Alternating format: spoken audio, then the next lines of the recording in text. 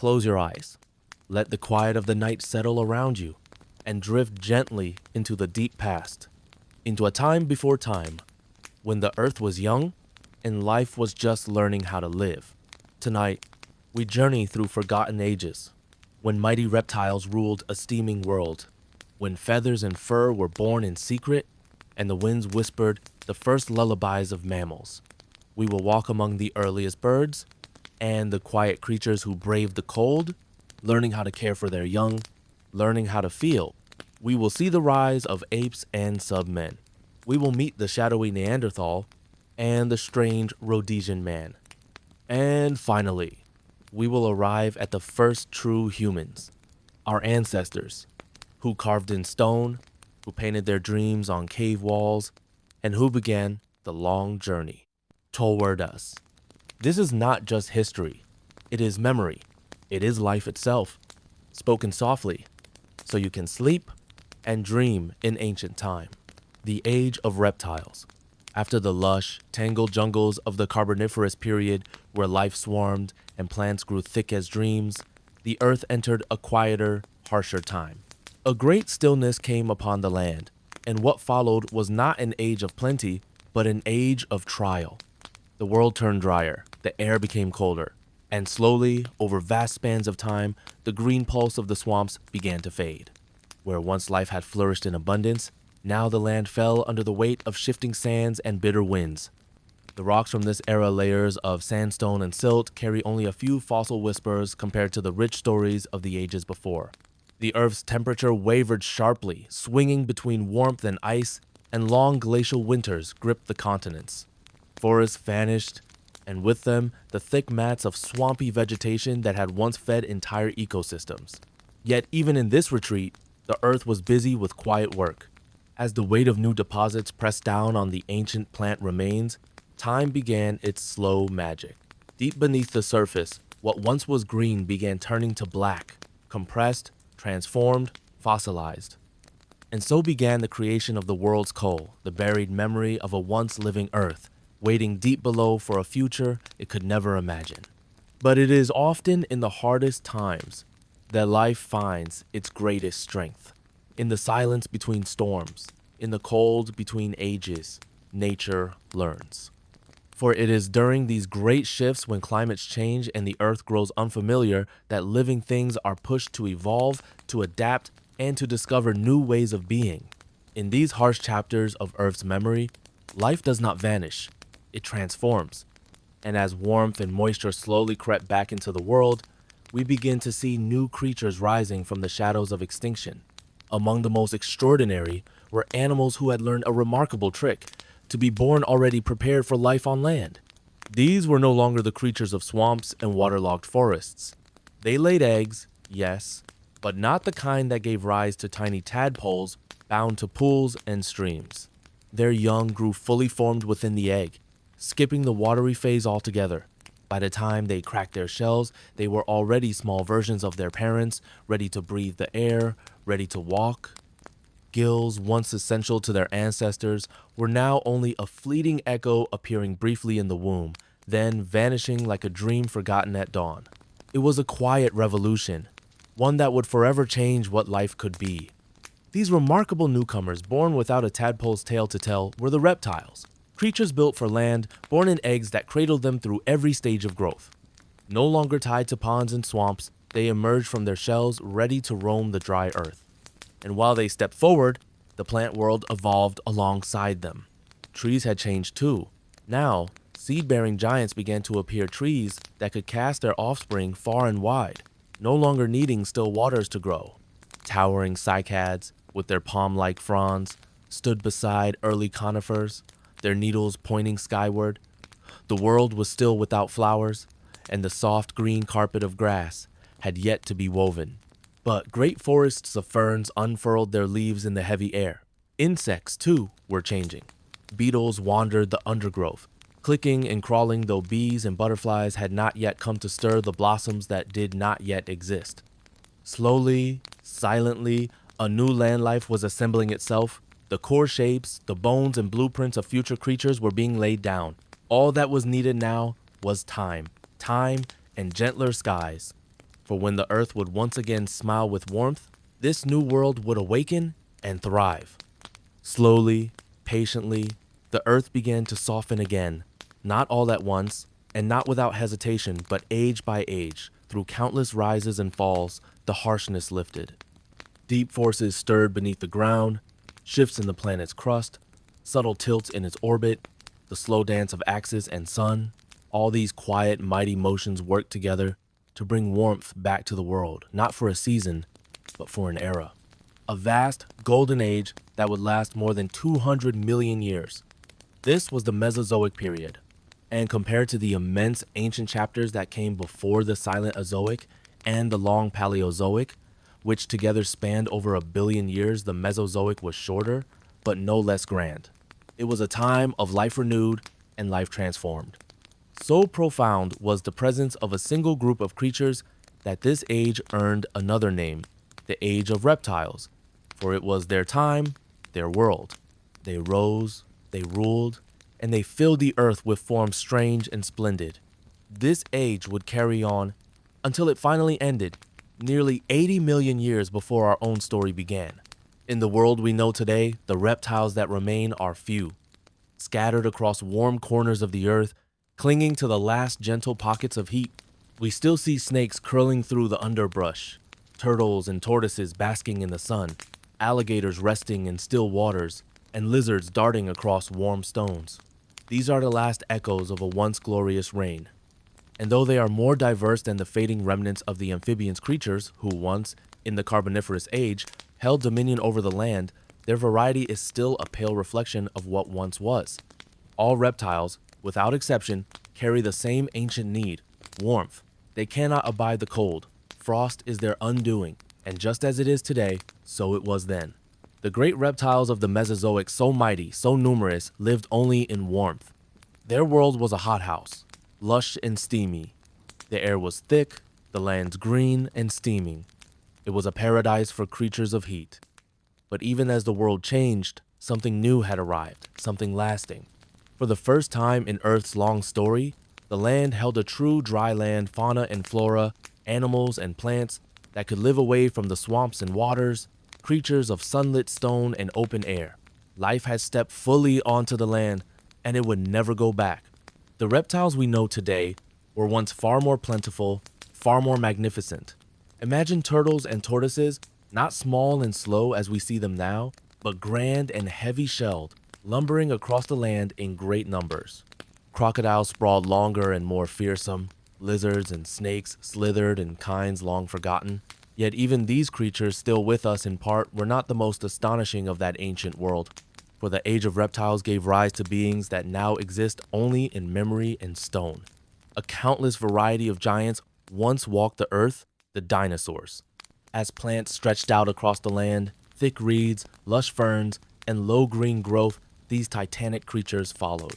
They fed upon the forests, growing larger with each age, towering higher as time passed. Some were the size of whales, gentle, grazing giants. The Diplodocus carnegii stretched an astonishing 84 feet from nose to tail.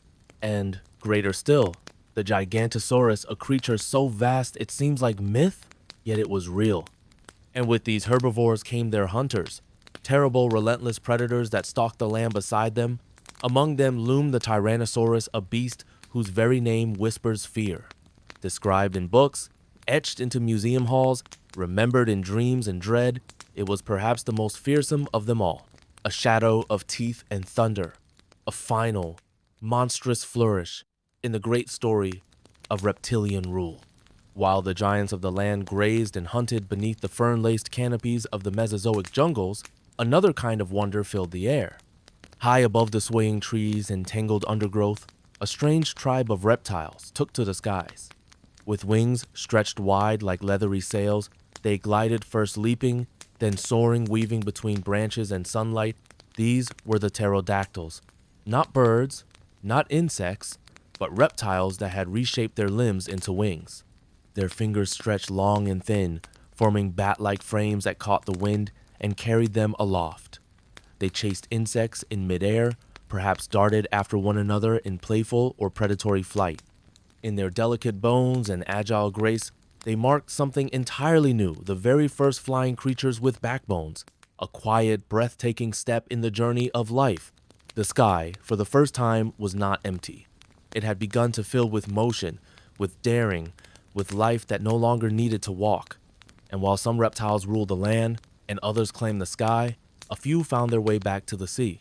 From the warm jungles and sunlit shores, they returned to the ancient waters, the very place their distant ancestors had left behind. Three mighty groups took to the oceans: the mosasaurs, the plesiosaurs, and the ichthyosaurs. Great swimmers, powerful and strange. Some of them grew to sizes rivaling the whales we know today. The ichthyosaurs, sleek and fast, roamed the open seas like dolphins from another time. But the plesiosaurs, they were something different. Their bodies were broad and strong, with paddled limbs that could sweep through water or help them crawl along the muddy bottoms of marshy coasts. Their heads, small and alert, sat at the end of impossibly long serpentine necks, far longer even than that of a swan. One can only wonder, did the plesiosaur glide beneath the surface, dipping its head to feed like a bird on a pond? Or did it lie in wait, hidden in shadowy water, snapping at unsuspecting prey as it passed by above? However it lived, its form was a marvel, a creature unlike anything alive today, a ripple of forgotten grace in a world lost to time. Such was the life that thrived across the land during the Mesozoic age, a world of strength and motion, of creatures that dwarfed all that came before. By human measures, it was a step forward, an age that brought forth land animals of immense size and unmatched power. They walked with might, hunted with cunning, and roamed farther and more freely than any living thing before them. On land, life had grown not just larger, but more vivid, more alive. But in the oceans, something different was happening. Not the same kind of advance, but a blossoming of strange and wondrous forms. In the shallow seas swam creatures like coiled jewels, the ammonites. Their shells were chambered, spiraled, delicate in shape, yet they filled the waters in abundance. Though their ancestors swam long before, this was their golden age, and yet not one has survived to our time. They vanished completely, leaving behind only fossilized spirals and stone. Their closest living relative now hides in warm tropical seas, the quiet and mysterious Nautilus. And in those same waters, another change was unfolding. A new kind of fish had begun to rise, fish with lighter bodies, finer scales, more graceful forms than the armored kinds of old. These newcomers would go on to fill the rivers and seas not just in that age, but in every age since. In their quiet emergence, the world's waters began to look more like the ones we know today. The first birds and the first mammals. This was the Mesozoic period, a chapter in Earth's deep past where the mighty dinosaurs ruled the land. They stomped through tangled jungles and steaming marshes, towering above all, claiming the world as their own. Above them, pterodactyls soared through thick, humid air, their wings whispering over the treetops, chasing after buzzing insects that danced among trees that had not yet learned to bloom. But in the quiet corners of this teeming, ancient world, something else was happening. On the edges, in the shadows and stillness, where few dared to look, smaller creatures crept and scurried. Not as grand, not as loud, but with something special stirring within them.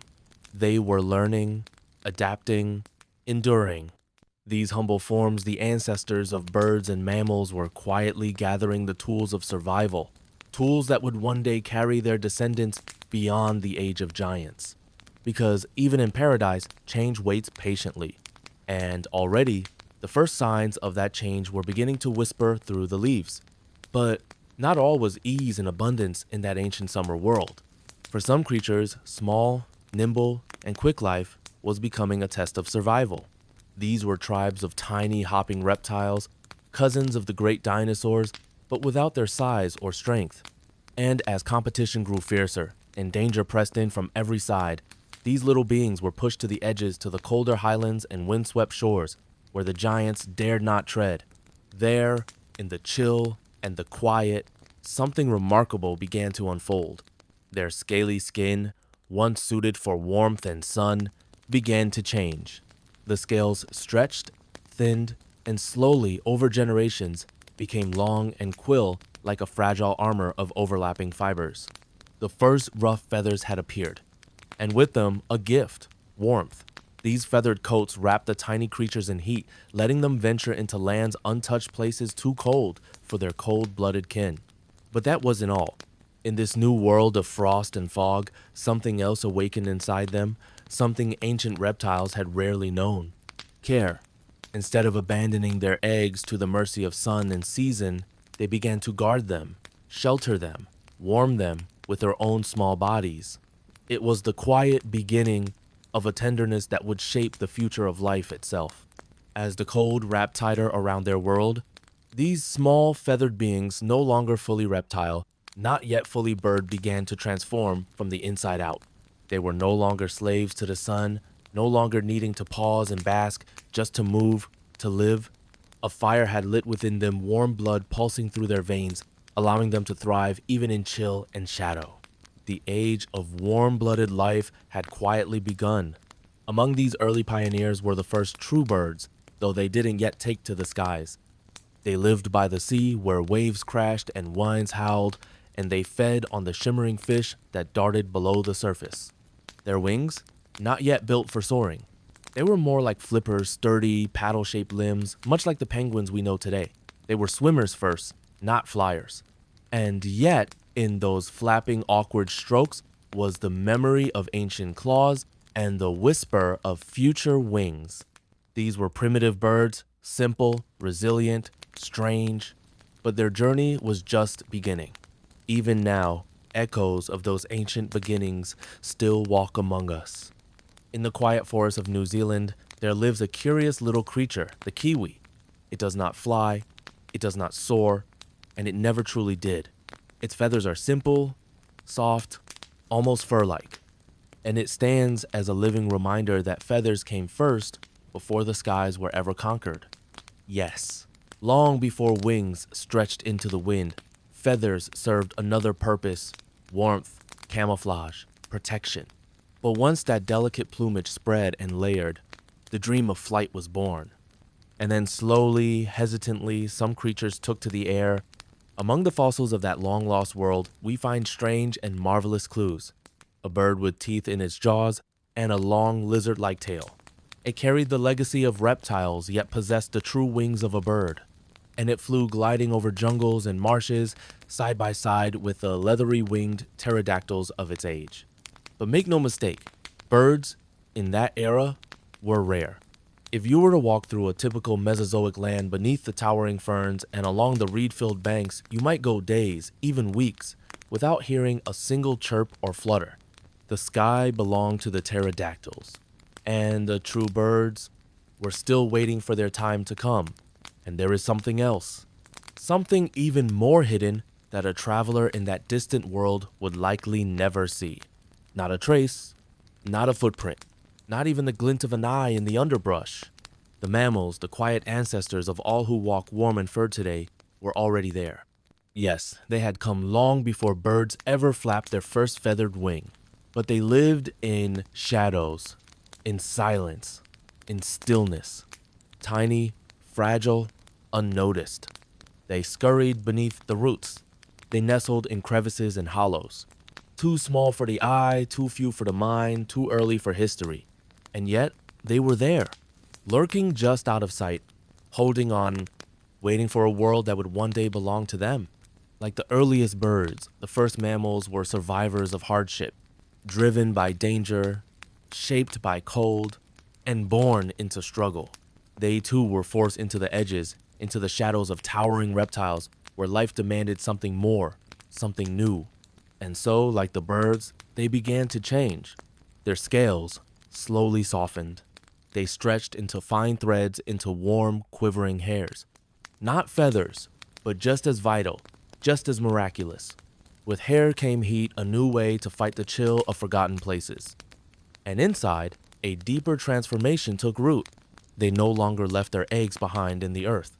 Instead, they kept them close, held them within.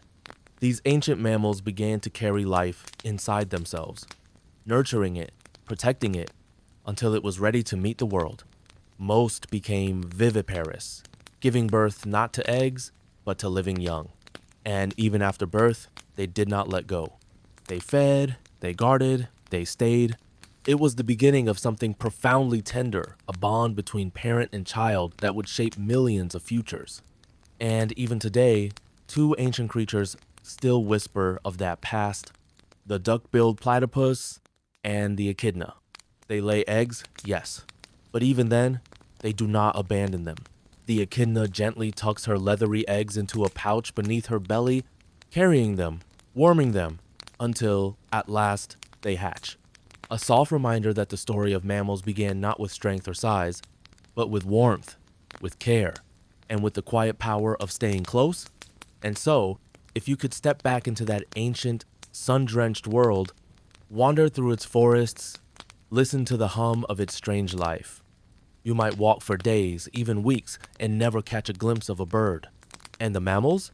Even more elusive. Unless you knew exactly where to look, unless you knew which hidden hollow, which mossy shadow, which sliver of night they called home, you'd find nothing. Not a whisper, not a sound. Both birds and mammals in those days were not rulers. They were outliers, odd, fragile, and overlooked. To the world of the Mesozoic, they were eccentric things. Small, unimportant, quiet. But what the giants of that time never knew was that those small, quiet things were the future. And the giants? Just echoes waiting to fade. The reign of the reptiles lasted longer than our minds can truly grasp. 80 million years. 80 million sunrises. 80 million seasons of lush abundance, warm rains, and teeming life. Had there been eyes, intelligent, watchful eyes looking down across that immense stretch of time, they might have believed it would never end. The world would have seemed steady, safe, eternal. Dinosaurs basked in their power. Flying lizards filled the skies in endless flocks. And the earth, in all its richness, gave and gave. But even the longest summer must one day fade. Slowly, so slowly, no single creature could have noticed the balance began to shift. Not with a crash, but with a whisper. The quiet forces of the universe began to turn. Mountains rose, seas crept in, climates changed, and the world grew harder, colder, stranger. Life trembled beneath the weight of this change. And in the record of the rocks, those ancient pages of Earth's memory, we see the signs. Old species vanishing, new and unfamiliar shapes appearing. In these final chapters of the Mesozoic, the creatures that once thrived began to stretch themselves to the limit, adapting, mutating, reaching for survival in whatever form they could. The ammonites, once simple sea creatures, exploded into a wild variety of twisted, curling forms. Each one a desperate answer to a question the Earth had only just begun to ask. Because in a world of comfort, there is no need for change. But when the world grows cruel, only the strange, the new, the brave survive. And then the story goes silent. The record of the rocks, that ancient diary of stone and time, suddenly breaks. A missing chapter, a veil drawn over several million years. A silence so deep, not even fossils speak. And when that veil lifts again, the world has changed. Utterly. The age of reptiles, that long, thundering summer, is over. Gone are the dinosaurs. Gone are the plesiosaurs and ichthyosaurs who once ruled the seas. Gone are the pterodactyls who once painted the skies with their wings. Gone, too, are the endless shapes of the ammonites, each one a spiral song of adaptation. All of them vanished.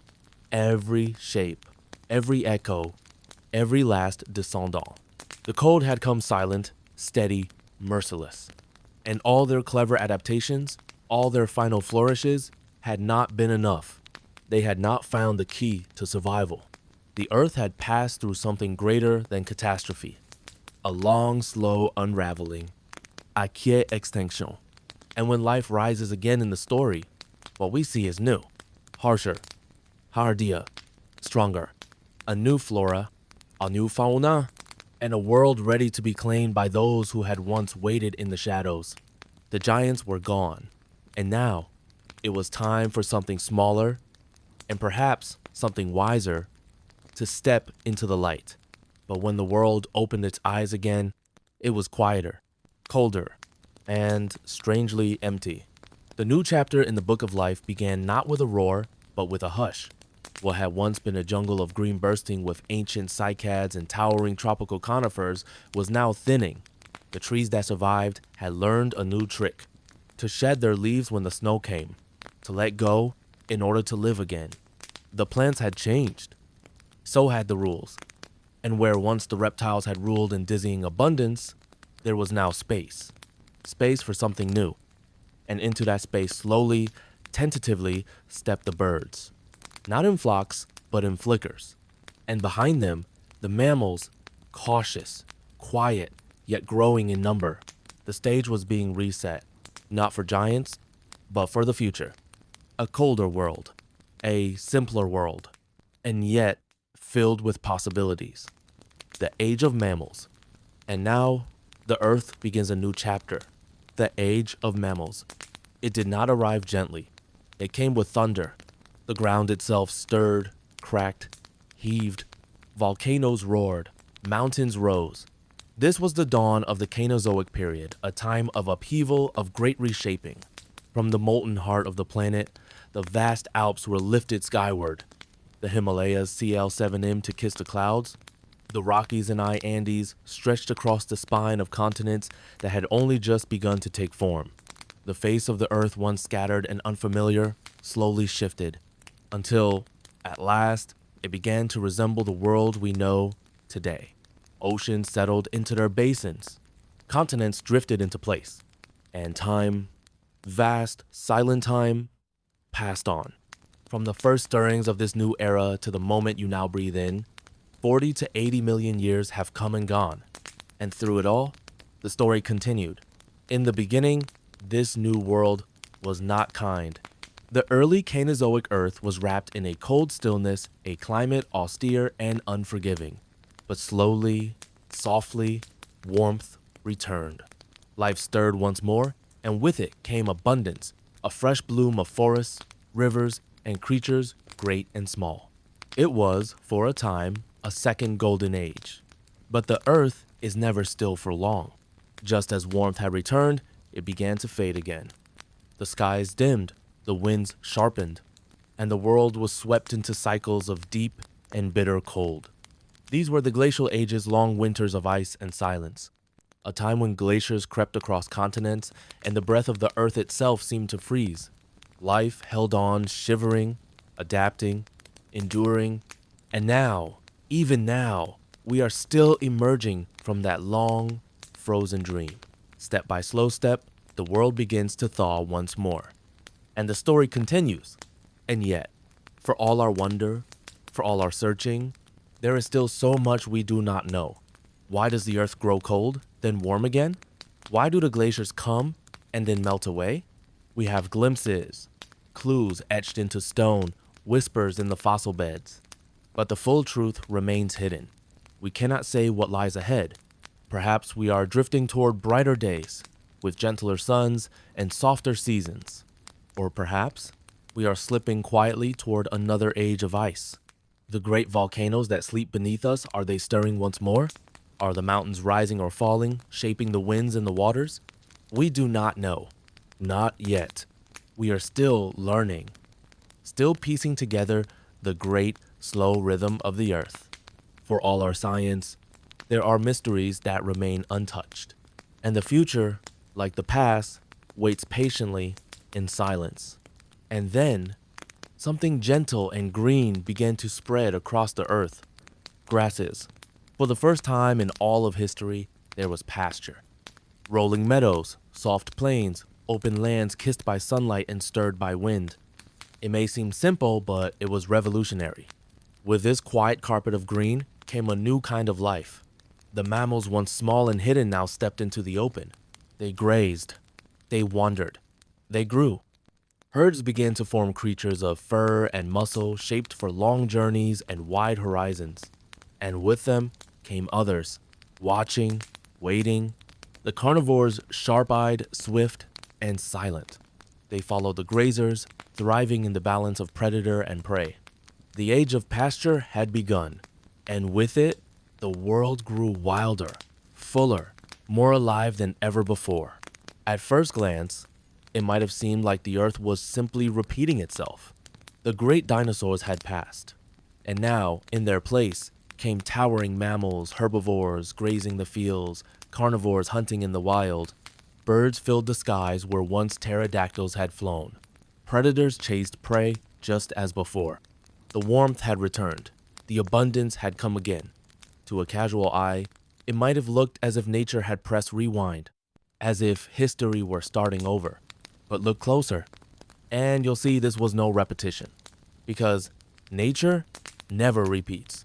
The universe flows forward endlessly, infinitely, not in circles, but in spirals of change. The mammals were not dinosaurs in disguise. The birds were not echoes of pterodactyls.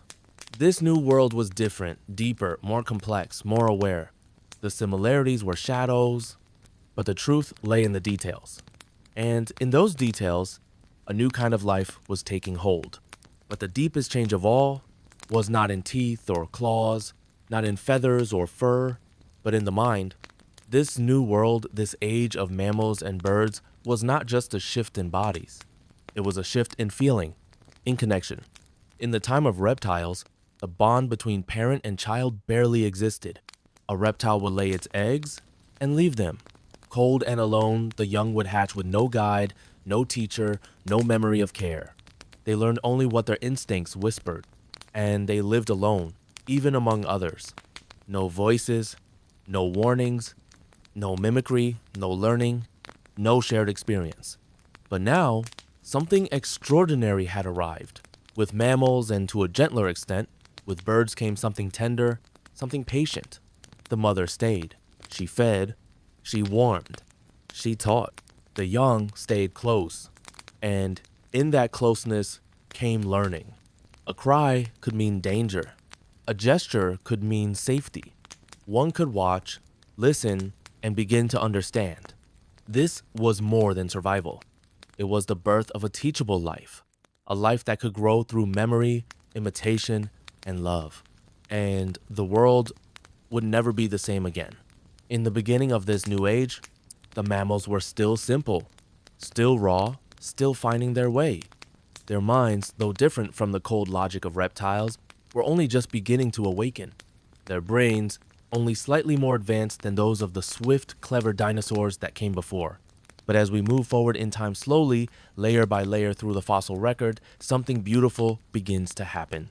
In every tribe, in every species of mammal, the brain begins to grow. Not just in size, but in possibility. Take, for example, a creature from the dawn of this era, the Titanotherium, a giant rhinoceros-like beast thundering through the forests and plains of the early Cainozoic world. It lived much as modern rhinos do, grazing, roaming, surviving. But its mind? Smaller, simpler, not even 1/10 the brain of its descendants today. And yet, that spark was there. A quiet beginning of thought, of memory, of something more than instinct. The journey of the mammal was not just one of form, but of awareness. And that journey was only beginning. At first, even in this age of growing minds, the bond between parent and child still faded quickly. Once the young had nursed, they parted ways, alone again in the world as instinct had long dictated. But something had begun to stir, something small and deeply powerful. The moment a creature could understand another, could share a warning cry, could imitate a movement, or follow a gaze, the world changed. Staying together, watching, learning, communicating became not just useful, but vital. And so, over time, we begin to see something the Earth had never known before: true social life. Mammals began to move in herds, in flocks, in packs, not just by chance, but by choice. They followed one another, listened to each other, warned of danger, copied the wise. They didn't just survive near each other. They wanted to be together. Reptiles had swarmed before, and fish had gathered in great shoals, but that was different. That was instinct and chance, not feeling. Now, for the first time, a new kind of bond formed. One built not just on need, but on something gentler, deeper. They were drawn to each other, not just because they looked alike, but because they liked one another. And in that quiet companionship, the seeds of something extraordinary were sown. And here, we come to a boundary, a key but unbridgeable divide. For all our wonder, for all our curiosity, we cannot truly step into the mind of a reptile. Their world, their instincts move too fast, too direct, too simple. A reptile hungers and it strikes. It fears and it flees. It hates and it attacks. There is no hesitation, no reflection, no pause. And we, with our tangled webs of thought and feeling, we cannot understand that kind of life. Not fully, because in us and in the birds and mammals we share the world with, the mind is not so sharp and sudden. It is layered, slower, woven with emotion, memory, restraint. Mammals feel. They wait. They choose. They hold back. They notice each other. They care. And so, between our kind and theirs, something beautiful becomes possible. We can look into their eyes and see recognition. When they hurt, they cry out in ways we understand. When they trust, they stay close. We tame them. They tame us. And in that gentle exchange in the shared language of feeling, a bridge is formed, a bond of sympathy between one mind and another, something the cold-eyed reptiles never knew. And at the heart of this new age, a quiet revolution was unfolding. The brain, that mysterious, delicate organ, was growing, not just in size, but in meaning. This unusual expansion, this steady rise of thought and feeling, was the great signature of the Cainozoic time. With it came something entirely new to the earth, a deeper connection, a richer communication, an interdependence that tied creatures together not by instinct alone, but by understanding. One mind began to reach toward another, and with every shared glance, every learned cry, every act of care, the future was being shaped. Because this wasn't just the story of mammals anymore, it was the quiet prelude to something more, to something human. The age of reason, of society, of story was drawing near, and soon, very soon, the earth would hear its first true voice, ours. As the Cainozoic story unfolded, the world slowly began to look more familiar. The strange and bulky beasts that once roamed the land, creatures like the Euanthathers, Titanothers, Entelodonts, and Hyracodons, great clumsy forms unlike anything alive today, gradually vanished into the mists of time. In their place, something graceful began to emerge. The shapes we now know, giraffes lifting their necks to the trees, camels crossing dry lands with quiet strength, horses galloping across open plains, elephants, deer, dogs, lions, and tigers too. Not all at once, but slowly, step by step, form by form. Each one rising from a line of strange, awkward ancestors, each one refined through time and survival. Among these, the story of the horse is especially clear. Like footprints left across the ages, we can trace its journey from a small, tapir-like creature in the early Cainozoic to the powerful, swift companions we know today. The camels and llamas too tell a tale of transformation, a path pieced together with patience, discovery, and time. The old world was fading, and in its place, the world we now know was coming to life. Monkeys, apes, and Sub. And now, we reach a turning point.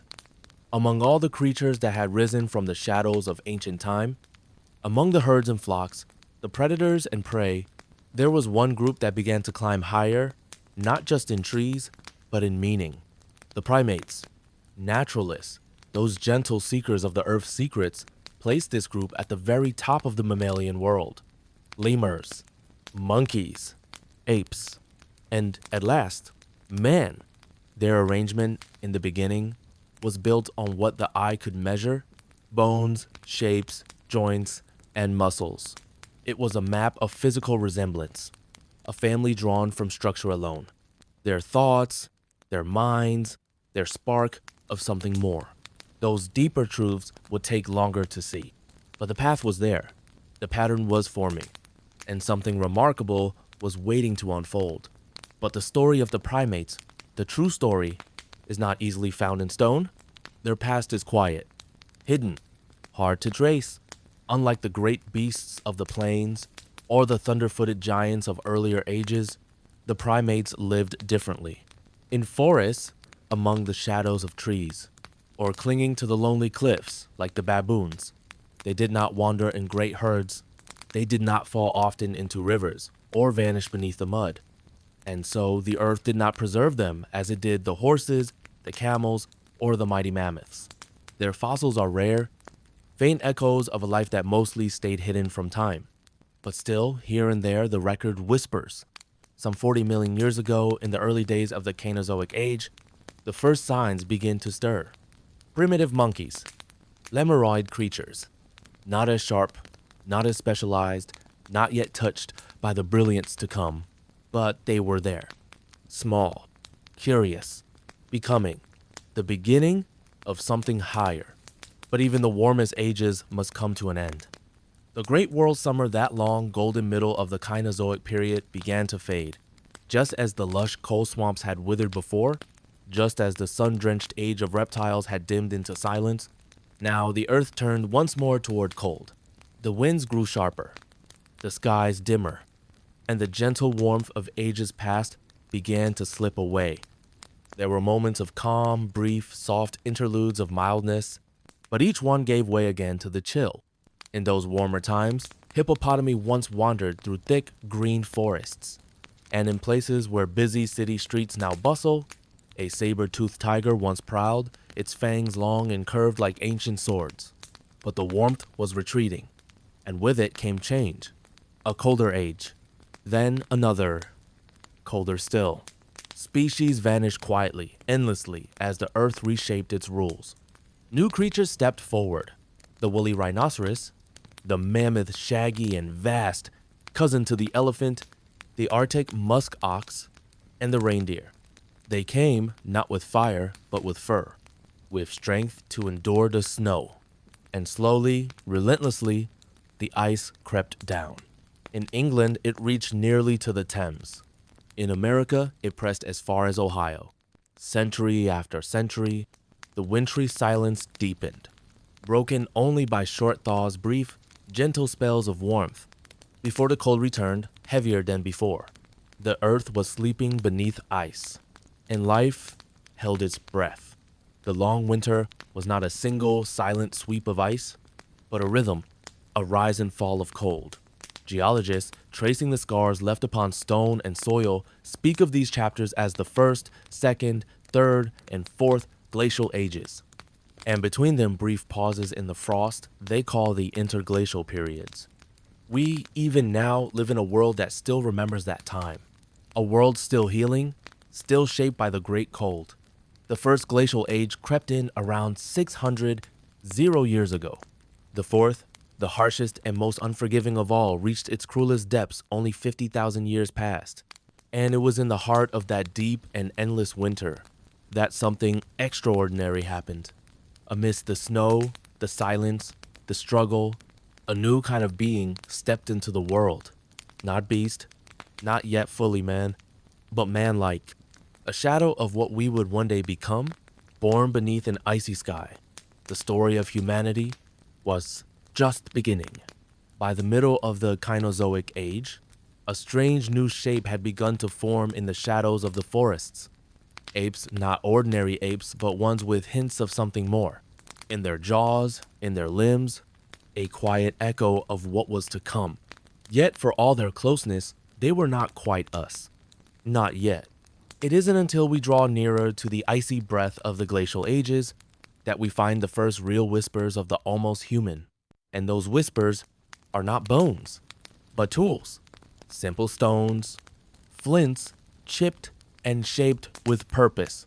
Not shaped by wind or water, but by a hand. A hand that struck and chipped, toe scrape, toe hammer, to survive. They are called eoliths, dawn stones, artifacts of the earliest desire to create. In Europe, these stones lie buried in layers hundreds of thousands of years old. But no bones, no faces, only the objects left behind. Who made them? Perhaps not even a human, perhaps an intelligent monkey, or something between ape and man, clever, cautious, unseen. But far away in Java, a fragment of the mystery was uncovered. A piece of skull, a few teeth, some broken bones, enough to suggest a creature that walked upright, whose brain was larger than any living ape. They called him Pithecanthropus erectus, the walking ape man. Not quite human, but not quite animal. Just a handful of bones, and a world of wonder behind them. The first faint outline of what we would one day become. Time passed, thousands of years, then hundreds of thousands, and still the world held its breath. No bones, no faces, only stones.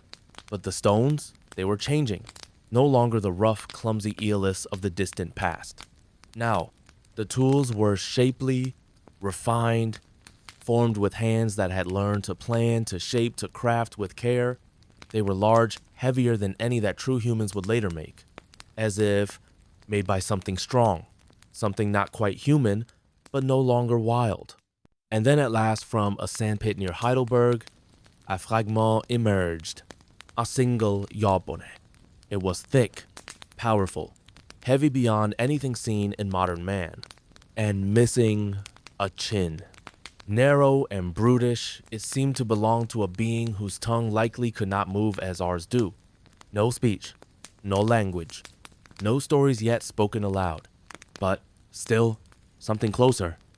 From that one bone, scientists have imagined the creature who once bore it, a hulking, nearly human figure, muscled limbs, massive hands, a body perhaps covered in thick hair, a silent giant of the Ice Age world. They call him Heidelberg Man. Not a man, not yet, but closer than anything the Earth had ever known. And the path to humanity crept onward. That jawbone, that single silent fragment, it may be one of the most tormenting objects in the world to our human curiosity. We look at it heavy, chinless, cold, and it's as if we are staring through a fogged and broken glass, peering back into time, catching just one blurred, flickering glimpse of a being from long, long ago. A creature, shambling through a frozen wilderness, clambering over rock and snow to escape the saber-toothed tiger's shadow, lurking near trees where the woolly rhinoceros passed like a mountain in motion. And just as we lean closer, just as we try to truly see him, he vanishes. Gone.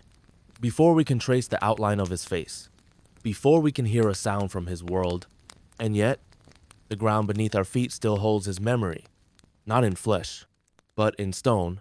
The soil is scattered abundantly with the tools he made, stubborn, indestructible flints, chipped by hand, each one whispering that he was here.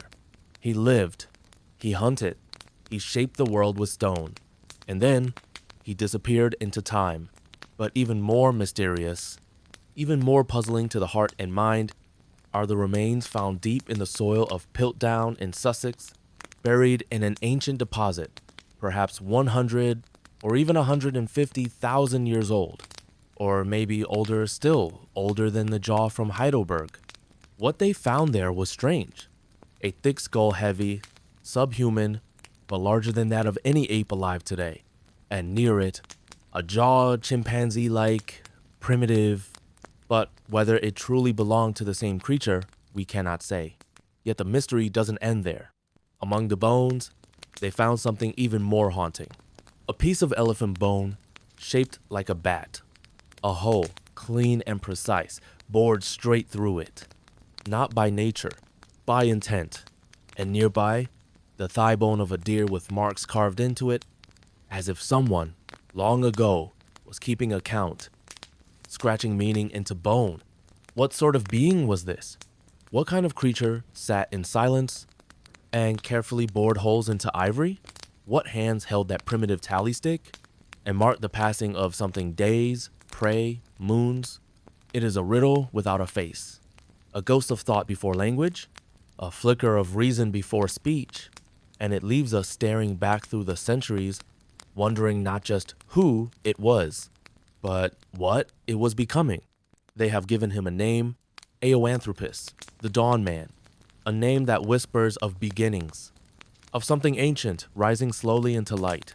He stands apart, a lonely figure different from the heavy, chinless being of Heidelberg, and unlike any ape that walks the earth today, No other trace of him has ever been found.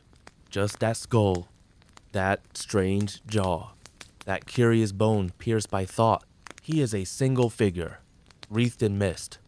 But as the layers of earth grow younger, as we move closer to our own time, the silence begins to break. The gravel and stone of these newer ages, they shine with signs of growing purpose. More flints, more tools, more hands at work. And these are no longer the rough, clumsy eoliths of ages long past. Now we begin to see forms, recognizable shapes, tools made not only to function, but with understanding. Scrapers, borers, knives and darts, stones meant to fly through air, and hand axes shaped with care. Each one a step forward, each one a sign of rising mind. And still, the dawn man watches from behind the veil, the silent witness to the slow awakening of thought. And now, we are drawing very near. The fog that once hid the path begins to lift. With each tool, Eichfragment, each silent clue left behind in stone and bone, we approach the edge of something familiar, something almost human. In the next part of this long unfolding story, we will meet the strangest figures yet, the Neanderthalers, beings who stood at the very doorstep of true humanity. Not beasts, not kite men, but something in between, walking the earth as if in a dream. Almost, but not fully, us. But before we step forward, before we meet the Neanderthalers in the shadows of prehistory, there is something we must understand. Neither the heavy-jawed Heidelberg man, nor the mysterious and lonely Eoanthropus are believed to be the true ancestors of the humans alive today. Science does not place us in a direct line from these early beings. At best, they are relatives, branches of the same ancient tree, close but not the root from which we grew. They were part of the same unfolding mystery, but not the final path that led to us. And now, we move closer still, to the ones who walked just before us, the Neanderthalers. Almost human, almost home. The Neanderthaler and the Rhodesian Man.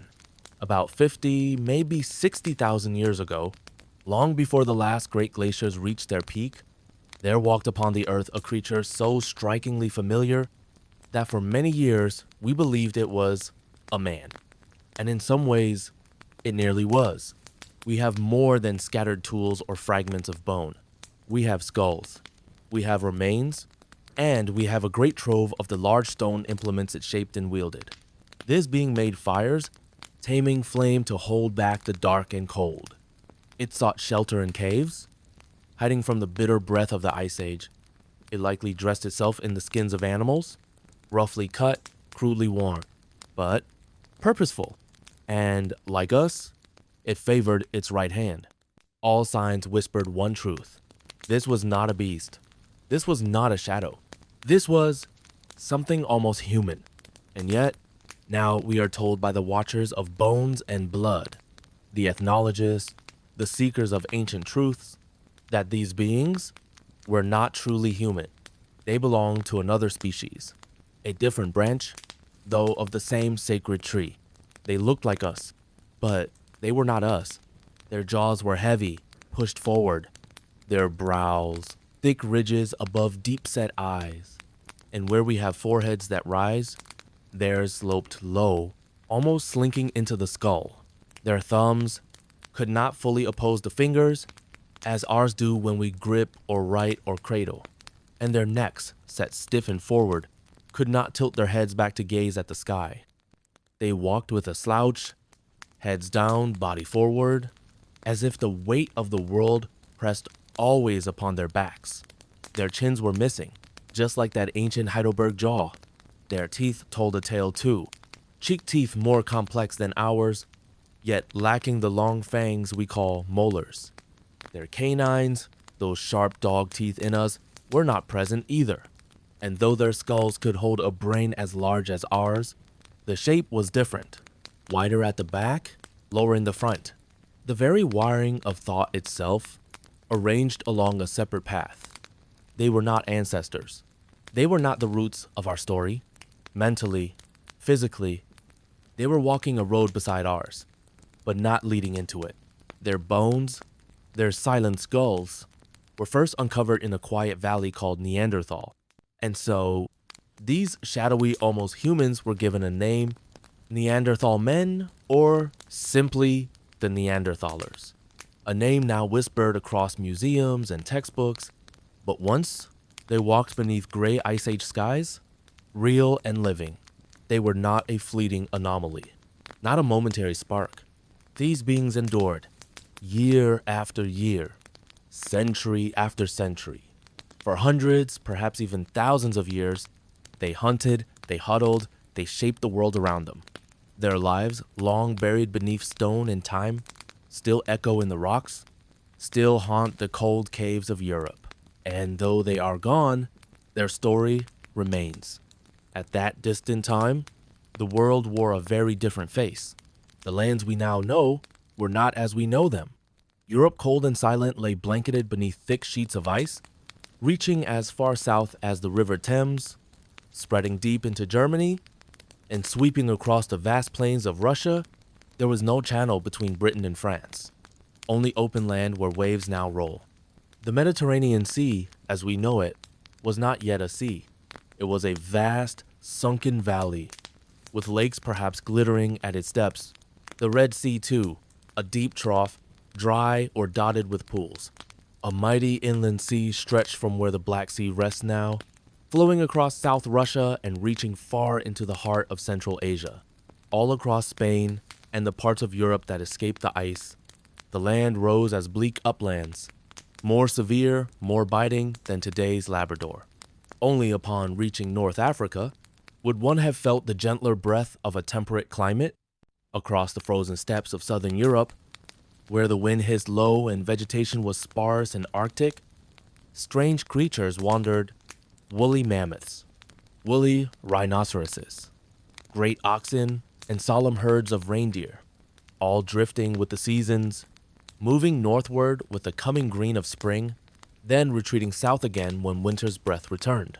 And among them, surviving this harsh and changing world, walked the Neanderthalers. Such was the world, harsh and unforgiving, through which the Neanderthaler wandered, a lonely figure beneath gray skies. He gathered what he could: small game, wild fruits, berries, roots pulled from the frozen earth. Perhaps, for much of his story, he was mostly a vegetarian, chewing on twigs and fibrous stems, his broad, level teeth shaped more for grinding than tearing. Yet, within the caves he left behind, we find long bones of mighty beasts, split open, marrow drawn from their hollow cores, warm, rich sustenance in a world of cold. He could not stand toe-to-toe with mammoths or rhinoceroses, not in open battle. His weapons were too crude, too simple for such confrontation. But perhaps he waited by river crossings where footing was treacherous. Or perhaps he dug deep pitfalls into the earth, setting traps with primitive patience. Some believe he followed the great herds, not as a hunter of the strong, but as a scavenger of the fallen. Maybe he watched from the edges, as the saber-toothed tiger made its kill and crept in after the silence returned. It is possible that only in the bitterest chapters of the Ice Age, after long ages of peaceful foraging, did this being take to hunting once more, not out of bloodlust, but survival. Always survival. What did he truly look like? This Neanderthal man? We do not know. Not really. We can only wonder, only imagine the figure moving through that icy landscape. Perhaps he was covered in hair, thick and coarse, nature's answer to the cold. And perhaps he looked far more inhuman than we might wish to believe. There is even doubt. If he walked fully upright, some say he may have leaned forward, supporting himself not only with his feet, but with knuckles dragging softly over snow and stone. He likely traveled alone, or in small, quiet family groups, moving with caution, ever watchful, and from the shape of his jaw, a single silent truth emerges. He could not speak, not the way we do. not with words and voices and songs. Whatever sounds he made, grunts, cries, growls, they were not language, but raw echoes of need and fear. So he wandered, wordless, a being on the brink of humanity, but not yet able to tell his story, not with speech, only with stone and fire and bone. For thousands of years, the Neanderthalers were the highest form of life that the cold lands of Europe had ever known, silent, solitary, clinging to life with fire and stone. But then, something changed. The air began to soften. The great ice slowly loosened its grip. And as the world warmed, a new kind of being began to appear. They drifted in from the south, or perhaps from the east. We do not yet know their birthplace, but we know this: they were different. These newcomers were more intelligent. They knew more. They spoke, not in grunts, but in language. Real, shared, human speech. They worked together, hunted together, built together. And as they arrived, they found the Neanderthalers already here, huddled in caves, clinging to the old ways. But this meeting was not peaceful. The newcomers hunted the same prey. They sought the same shelters. They needed the same warmth. And so they competed, perhaps even fought. And slowly, steadily, the Neanderthalers vanished from the story, driven out, defeated, forgotten, but not erased. For these newcomers, with brains and thumbs and teeth just like our own, were not strangers to us. They were us, the first true humans. Their bones now sleep in the ancient caves of Cro-Magnon and Grimaldi, the earliest echoes of our kind, the first in the long line of what we would one day become. And so, at last, our race enters the great record of the rocks. After ages of silence, after shadows and echoes and almost humans, here begins something new. The story of mankind begins, with firelight flickering on cave walls, with voices speaking, with hands shaping the world not just to survive, but to understand it. This is our chapter, the first footprints in the long, winding path of human history. The world was slowly beginning to resemble our own.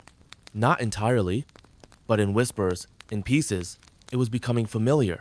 The glaciers of the Great Ice Age began their long retreat in Europe. The frozen giants melted back into the mountains, and the land began to breathe again. In the valleys of France and Spain, the cold-loving reindeer wandered for a while longer, but soon they too faded away. In their place came great herds of wild horses, galloping freely across the awakening steppes, feeding on the grasses that now stretched farther and farther, under skies less cruel than before. And the mammoth, that towering, woolly wanderer, grew rare in the south. Bit by bit, it too was pushed northward, until at last it vanished from the lands it once ruled. The earth was shifting, softening, preparing itself for the long, slow march of man. We do not yet know where the very first true men began their journey, their cradle, still hidden somewhere in the deep folds of time. But in the summer of 1921, a whisper from that lost beginning stirred in the dust.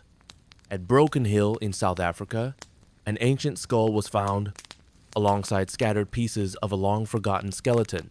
It was unlike anything seen before, a being that stood between two worlds, part Neanderthaler, part man. The brain case told its secret, larger in the front, where thought and imagination spark, smaller in the back, unlike the heavy-skulled Neanderthals. And the skull itself was balanced proudly upon the spine, in a posture unmistakably human. The teeth, the bones, they spoke of us. But the face, oh, the face was different. Ape-like still, with heavy, jutting brow ridges and a bony ridge along the crown of the skull. A strange mixture, a true man's body, wearing the ancient mask of a Neanderthal. They call him Rhodesian Man, and he stood closer to us than any creature who had come before. Closer now to what it means to be human. This Rhodesian skull is likely only the second of many. One of the first scattered clues to a long and silent chapter in Earth's forgotten story, a chapter filled with subhuman species who walked this world in the vast, shadowy space between the beginning of the Ice Age and the rise of their shared heir, and perhaps their shared end, the true man. How many others were there? How many strange half-human beings lived and breathed and dreamed before fading into the dust? We do not yet know. Even the Rhodesian skull, that worn and wordless witness from the past, carries no certain age. No one can say exactly when this creature stood beneath the African sun. It may not be ancient at all. It may have survived far longer than we dared to imagine, lingering quietly in the southern lands long after the north had changed, until one day it was gone, and we, the last of the walkers, began to write the world anew. The first true men. What a quiet and powerful phrase. It marks the turning of a page, the end of shadows, and the beginning of something unmistakably human. For millions of years, the world had been shaping, carving creatures from clay and time, sending forth ape-like wanderers, half-men in caves and glacial winds. But now, the light begins to fall on figures that feel familiar. They are no longer beasts pretending to be men. They are men. The first true men stood upright with grace. Their hands were clever, their minds awake. Their eyes perhaps held dreams, and though they were still primitive, still wrapped in the silence of early thought. They had crossed the unseen line, from surviving to imagining, from instinct to wonder. The first true men, not just creatures of earth and bone, but the first flickers of soul and story. The earliest signs, the very first whispers of a humanity that is truly us, have been found buried deep in the earth of Western Europe, most clearly in the soils of France and Spain. There, hidden beneath centuries of stone and silence, scientists have uncovered the precious clues that link us directly to our most ancient ancestors. Bones, worn and fragile, yet unmistakably human. Weapons carved and shaped with purpose, a mind behind the hand, and scratchings, simple marks, perhaps, but perhaps also the first attempts to leave a thought behind. These are not the relics of beasts, nor of monsters from another age. They are the quiet beginnings of our own long story. Upon bone and stone, the past has left its quiet fingerprints, carved fragments marked not by accident, but with meaning. Scratchings on rock, simple lines that may have once held wonder, and deep within the stillness of ancient caves, paintings, worn by time, yet still alive with color and motion. Scenes of animals, of movement, of life itself, captured by hands long vanished. These traces are believed to be over 30 years old, and perhaps even older still. France holds many such treasures, but it is Spain that cradles the richest hoard of all, a land where the walls of stone still whisper, where the bones beneath our feet tell us stories of the first people who were truly our own. Not shadows, not almost men, but ancestors, real and human. Of course, what we hold in our hands today, these bones, these tools, these painted walls, are only the beginning, a faint glimmer of all that still sleeps beneath the earth. Our present collections, as precious as they are just the first pages of a much greater story. Someday, when more eyes are looking, when more hands are gently searching, and when the lands still silent and untouched are finally explored, that story will grow. The vast stretches of Africa and Asia, so rich in mystery, have barely been touched by those trained to read the language of the past. And so, we must not be too quick to believe that early man belonged only to Western Europe, or that he first awakened there. No, the truth, like the earth itself, is wide and waiting. The story of the first true men, may have begun somewhere far beyond what we have yet seen or dreamed, somewhere in the deep heart of Asia or Africa, or perhaps beneath the quiet waves of a sea that now hides the land. There may lie richer truths, older bones, earlier stories, deposits of real human remains, still untouched, still sleeping beneath the dust and stone of forgotten ages. We search Europe, and we find much. But perhaps the first fire, the first voice, the first soul began elsewhere. I say Asia, I say Africa, because America tells us a different tale. There, across all its vastness, no trace has yet been found of the great apes, of submen or Neanderthalers, nor even of the earliest true men. It seems, so far, that the story of rising human life belongs first and fully to the old world. Only much later, near the end of the long, long Stone Age, did our ancestors cross that narrow land bridge where the Bering Sea now flows and step, for the very first time, onto the untouched soil of the American continent. These first real human beings we meet in Europe were not all the same. Even at the very dawn of our story, before written words, before metal, before cities, humanity had already begun to diverge, to branch into different forms, to carry the same soul in different shapes. From the evidence left behind, we now know that at least two distinct races walked the cold earth of ancient Europe. One was remarkable, tall, big-brained. One woman's skull, unearthed after tens of thousands of years, holds more capacity than the average man of today. One man over 6 feet tall, a giant by the standards of his time.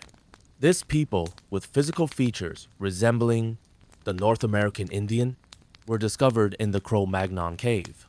And so, we call them the Cro-Magnards. They were still savages, but of a high and noble kind. The second race was different. Their bones found in the Grimaldi cave, their features distinctly Negroid. Their closest living relatives, the Bushmen and Hottentots of South Africa. Even in this earliest chapter of our known human story, mankind was already diverse, split into at least two main varieties. And though science cannot say for certain, we are tempted to imagine that the tall Cro-Magnards came from the east or the north, brownish in hue, while the Grimaldi people, blackish rather than brown, may have journeyed from the deep equatorial south. Different paths, different twins, but one humanity beginning its long walk together. And these savages of perhaps 40,000 years ago were not just wanderers of the wild. They were unmistakably human. They pierced tiny shells, threaded them into necklaces, adorned their bodies with color, painting their skin with Earth's pigments, marking themselves with meaning. They carved little figures from bone and stone, scratched animals and symbols onto the faces of rocks and bones. And in the quiet stillness of caves, they painted. Rude, yes, but with surprising grace. Sketches of beasts, of movement, of life, etched into time. By hands long gone, they made many tools, not crude like those of the Neanderthal, but smaller, finer, more refined. And now, in the silence of museums, behind glass and soft lighting, we hold what they left behind.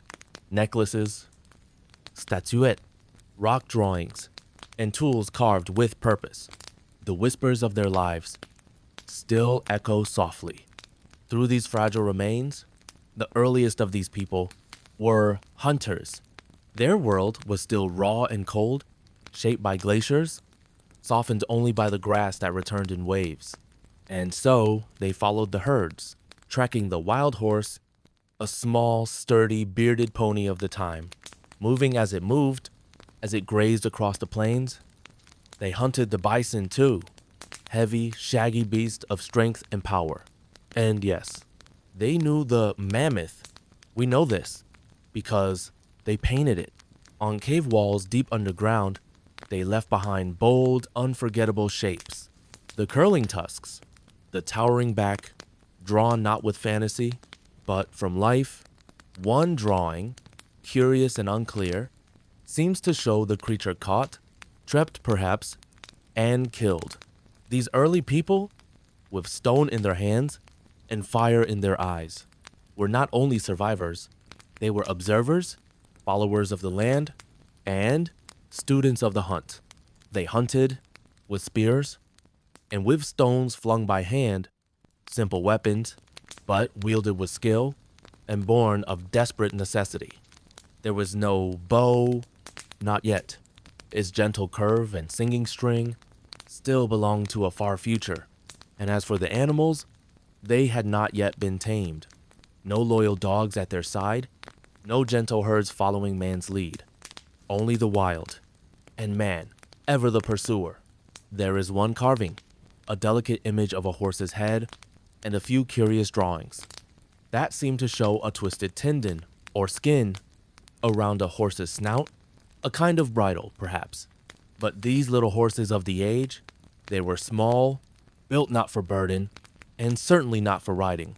If they were tamed at all, it was as companions in the chase, led by rope, not ridden under weight. As for milk, that strange, unnatural use of another creature's nourishment, it had not yet entered the minds of these ancient people. They lived still close to the earth, dependent only on what they could gather or take with hands and stone. They built no homes, no huts, no stone walls to stand against time. Perhaps they stretched skins between branches, making low, flapping tents that whispered in the wind. But no building, no lasting shelter of wood or stone has come down to us. They shaped figures from clay, simple, maybe sacred, but even then, they never made pottery. There were no bowls, no jars, no vessels to hold warmth or water. And with no pots to cook in, their food was eaten as it was, raw or scorched at the edge of fire. They knew nothing yet of the tender coaxing of soil, no planting, no harvest, no crops, no baskets woven of grass, no cloth spun from fiber. Their bodies, painted in ochre and ash, wrapped only in robes of fur and skin. Beyond that, they were naked, children of the earth, still untouched by the crafts that would one day define civilization, painted, primitive, and deeply human. For 100 centuries, these earliest known men wandered the open steppes of Europe, tracking wild herds beneath the endless sky, living as hunters, as watchers, as shadows among beasts. But time, never still, began its quiet, persistent turning. Century by century, the air softened, the bitter cold relented, and the land, once dry, wide, and windswept, grew milder, damp with new mists. Forests rose where grasslands had stretched. The reindeer, once common, withdrew northward and east, and with them followed the bison and the wild horse. In their place came the red deer, graceful, watchful, and quiet among the trees. And with this shift in nature came a shift in man. The tools they made began to change, not for chasing herds now, but for fishing, for living beside lakes and rivers. Bone tools became finer, more delicate, more elegant in the hands that shaped them. Even their needles, carved from smooth bone, were marvels of detail, so fine, so precise, that even centuries later, the great Roman Empire would never match their grace. And so, as the forest deepened and waters grew full of life, mankind adapted again, learning, always learning, how to survive in a world forever changing. Then came a shift, subtle at first, but unmistakable. Almost 15, or perhaps 12,000 years ago, a new people wandered into the warm valleys and the sunlit hillsides of southern Spain. They brought with them something fresh, something different, not just in tools, but in thought. These were the Azilians, named for the Mas de Zil cave where their traces still whisper through stone. They hunted, yes, but they also drew. Oh, how they drew. Upon open rock faces, they left behind vivid memories, marks of their lives, echoes of their laughter, their fears, their firelit gatherings. They had the bow, acclévé élégant invention, and they seem to have worn feathered headdresses, dancing perhaps, or marking ceremony. But most remarkable of all, their drawings began to change. No longer just animals and men, but symbols. A figure became a vertical stroke with 2 or 3 short dabs across it, a man reduced to essence, like the first breath of writing. Sometimes beside hunting scenes, they added tallies, marks, not just of what was seen, but what was counted and perhaps remembered. One image, strangely gentle, shows 2 men smoking out a bee's nest, a soft scene amid a hard life. The Azilians, in their quiet, thoughtful way, were stepping towards something new, not just survival, but communication. And with them, the whisper of human memory grew a little louder and a little clearer. These were the last of the Paleolithic people, the final chapter of the Old Stone Age. They lived in a world still raw with memory, where the tools of life were shaped, not by fire or forge, but by chipping stone with patience and care. Yet, even as they painted and hunted and counted the rhythms of the world, a new rhythm began to stir. By 10, perhaps 12,000 years ago, something changed. A new kind of dawn broke over Europe. The chipped flints of old were now joined by stones that were polished, ground smooth by hand, refined not just for use, but for mastery. And with this quiet revolution of tools came a new way of life. People began to settle, to stay, to tend the land, to plant seeds with hope, and wait for the harvest. It was the first slow breath of cultivation. The Paleolithic world faded gently into the Neolithic age, the New Stone Age, an era no longer shaped only by survival, but by the beginnings of purpose, of progress, of dreaming beyond the hunt. It was here, in polished stone and turned soil, that the story of humanity stepped into a new and fertile chapter. And now, as we look back across the winding path of early humanity, we come to a sobering reminder that evolution is not a straight road upward. It twists, it turns, and sometimes it even falls back upon itself. Less than a century ago, in the quiet isolation of Tasmania, there still lived a people, a race of human beings, who stood at a level of physical and mental development lower than the very first true humans who once carved horses into cave walls in ancient France. They were cut off.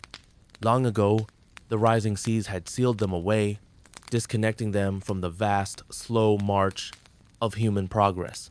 There was no contact, no exchange, no new tools, no fresh ideas. And in that silence, instead of advancing, they slipped backward. Their lives were lived on the edge of survival, subsisting on shellfish, catching small game, sheltering in simple squatting places, with no true homes, no structures built to endure. They were real men of our species, but their hands lacked the clever touch that shaped the needles of the Stone Age. Their minds held no memory of the painted mammoth or the pierced shell necklace. The artistic spark, the whisper of curiosity, seemed to have dimmed, and so they remain our quiet echo of what might have been lost in us all if ever we had been left too long in silence. A final branch on the great tree of humankind, fading into stillness, even as others reached upward toward stars and fire and dream. And so, the long shadow of the old Stone Age began to fade. The last echoes of the hunter's spear, the cave painter's brush, and the wanderer's footsteps grew faint in the mist of time. The earth was changing, its forest thickening, its seasons softening, and its people beginning to stay. No longer did humankind move endlessly with the herds. They paused. They planted. They began to build something more than just shelter. They began to build memory. The chipped flints gave way to polished stone. The nomad gave way to the settler. And the age of painted caves became the age of carved fields. But deep within us, still there hums the ancient drumbeat of the firelit caves, of the first laughter, of the first whispered names. For stars, we are their children still, shaped by time, carried by survival, and born from stories written not with ink, but with stone and fire and dream. So close your eyes now. Let the past cradle you gently. Let the story fade into quiet and drift peacefully into the sleep of 1,000 generations